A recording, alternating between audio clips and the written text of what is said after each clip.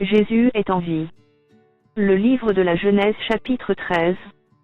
Abram remonta d'Égypte vers le midi, lui, sa femme, et tout ce qui lui appartenait, et Lot avec lui. Abram était très riche en troupeaux, en argent et en or. Il dirigea ses marches du midi jusqu'à Béthel, jusqu'au lieu où était sa tente au commencement, entre Béthel et Haï, au lieu où était l'autel qu'il avait fait précédemment. Et là, Abram invoqua le nom de l'Éternel. Lot, qui voyageait avec Abram, avait aussi des brebis, des bœufs et des tentes. Et la contrée était insuffisante pour qu'ils demeurassent ensemble car leurs biens étaient si considérables qu'ils ne pouvaient demeurer ensemble. Il y eut querelle entre les bergers des troupeaux d'Abram et les bergers des troupeaux de Lot. Les Cananéens et les Phéréziens habitaient alors dans le pays. Abram dit à Lot, qu'il n'y ait point, je te prie, de dispute entre moi et toi, ni entre mes bergers et tes bergers, car nous sommes frères.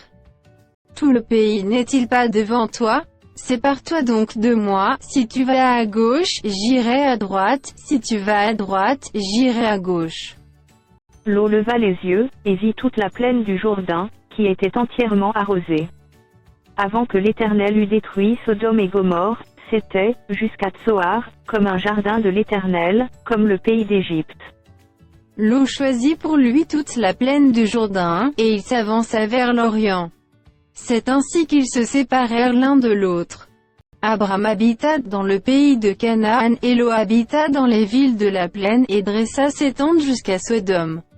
Les gens de Sodome étaient méchants, et de grands pécheurs contre l'Éternel.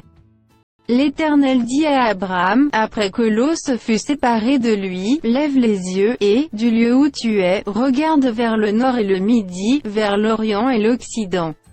Car tout le pays que tu vois, je le donnerai à toi et à ta postérité pour toujours. Je rendrai ta postérité comme la poussière de la terre, en sorte que, si quelqu'un peut compter la poussière de la terre, ta postérité aussi sera comptée. Lève-toi, parcours le pays dans sa longueur et dans sa largeur, car je te le donnerai. Abram leva ses tents, et vint habiter parmi les chênes de Mamré, qui sont près d'Hébron. Et il bâtit là un autel à l'Éternel.